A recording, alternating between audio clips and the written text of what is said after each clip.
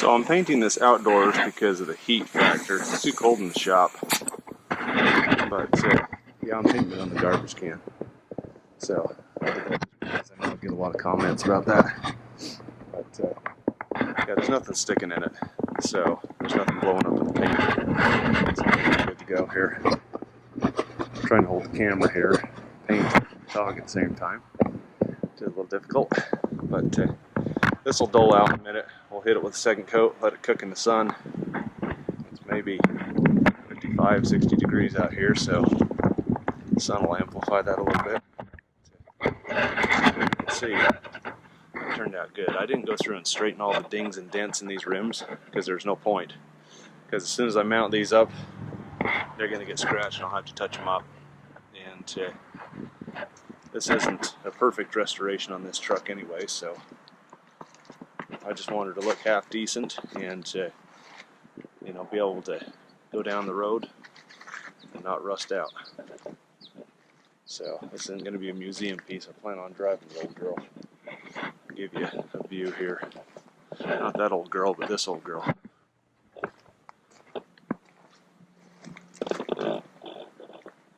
So she's coming along. We'll get the winch frame to install, figure out what we're going to do about this bumper situation and the winch horns on here because somebody's cut them off on this truck, but I was thinking I might be able to splice this in, flip these upside down because they match the contour of the original 3/4 ton pretty closely. It kind of came up and then went back down like these would do if they were upside down. So this is a true 3/4 ton WC frame. About the only difference is this was longer and it was boxed beyond the engine cradle here. But somebody's Bubba welded and goobered this on, so I may cut my original off and then replace it on this one and put this cradle in, and then I can install the winch at a later point because you can see underneath there we've got the winch back out for the PTO driveline here. So anybody wants to donate half-ton WC parts, then contact me on YouTube. And I also have a lot of parts available, so that would be, you know, something I'd trade for. So I'll show you more in a minute.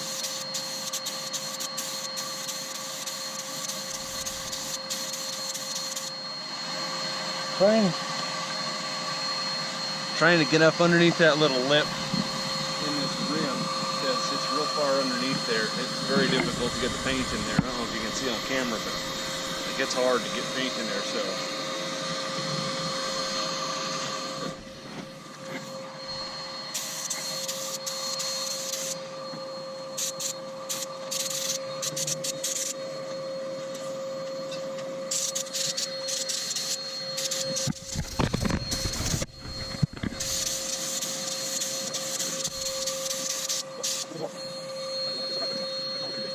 this is almost dry. It just started to tack over, which is where you want to shoot your second coat. But you can see it's not that hot out here, and this stuff dries quick. So I'm doing just a little bit thicker coats than I normally would. And you know, shooting from the garbage can gives me that extra advantage in my finish.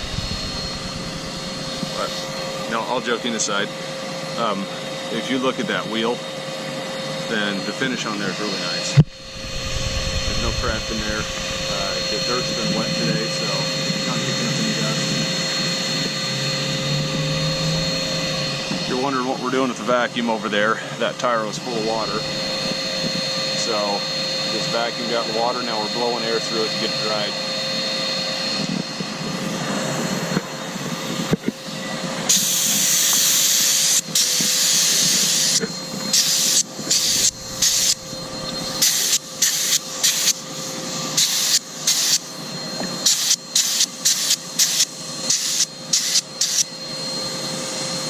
If you guys are wondering, I did get my Sailor Beal finished. I guess my footage got all screwed up, so I'm trying to straighten out that footage before I post the last two videos.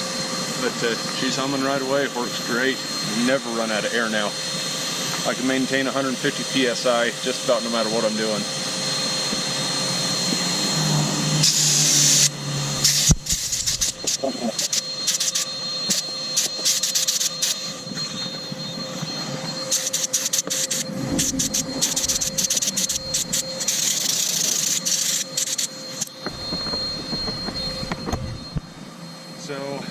find a way to do the locking ring. I want to do it out here, get it in the sun. So I'm going to figure something out here. I don't want to bring the forklift over just for that. That's kind of a waste. But, I can maybe bring a floor jack over here and hook it and set it in the handle or something. But I think got a ton of paint here. Yeah, we got a lot of paint here.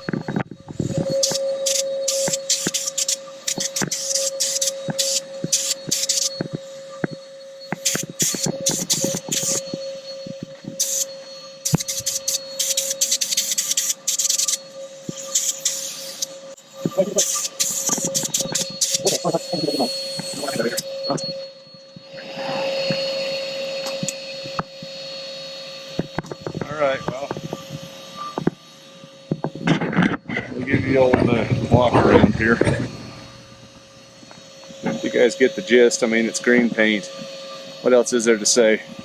Other than progress is certainly nice. Haven't been able to do anything. It's been so dang cold and wet and rainy. But works out good, so I'm not kicking up any dust. Paint outdoors today. Normally I wouldn't do that, but it's too cold in the shop. So you can see how that's flattened out already. And I think we're good to go on this paint here. Let that dry and flip it over. And you guys don't need to see the back side of that. I think you get the idea. But eventually, this entire beast will be that color. And I got a Jeep light guard on here right now for my blackout light. This isn't correct, but I'm gonna roll with it. And then got our nameplates powder coated a while back.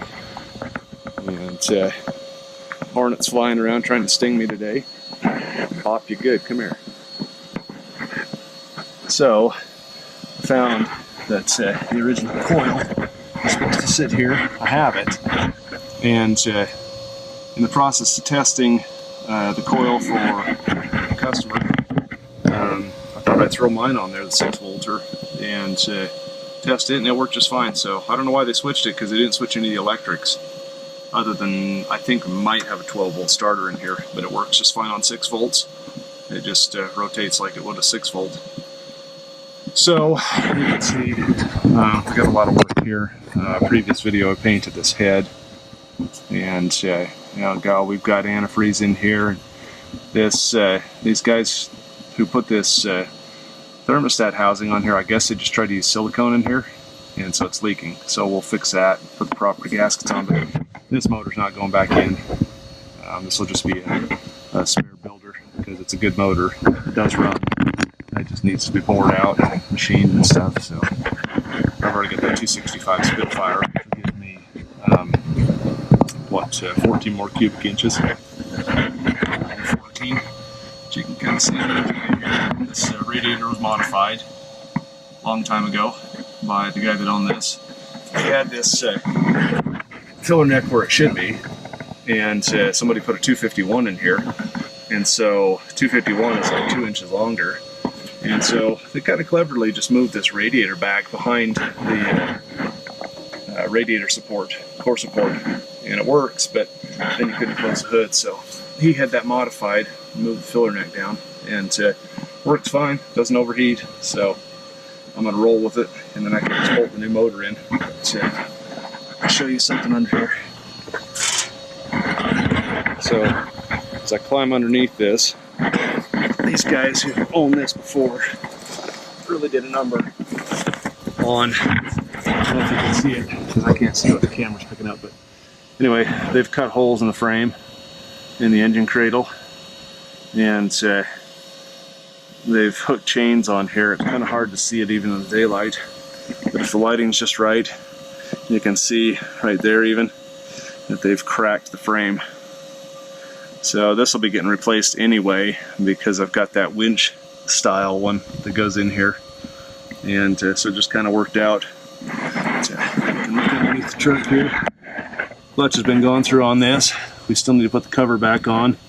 I've got to fix the exhaust because I mangled it getting it off the trailer. But goofed it up pretty good. So I've got a replacement pipe for that, but I'll have to take that out and fix it when I do the motor. So it's got a brand new glass pack on there. She runs quiet, so can't argue with that. But the goal is to have this on the road this summer. So I picked up the correct bumper for it, and all the brackets, I've already straightened these. Didn't video it, so I've been way too busy. I've been working like crazy lately, like 6 days a week crazy. So anyway, these will get painted up too. I'm just not ready to do those quite yet. I might powder coat them, I haven't decided. But got a winch here. I'll show you that before I make this video too long, because I'm yakking too much. But that you guys would like to see this, because I've talked about this truck. And we did do that head video. So this is a Braden MU3 winch. This truck would have had an MU2 if it was a 3/4 ton, but this is a military winch, I think. Although it does have black paint on there. You can see remnants of green, so I think the black was later. But I'm missing a couple of pieces to this. But overall, it's free, and I don't have to pay anything for it. So can't argue with a winch that's not stuck and that didn't cost you money, right? So drive lines for it here.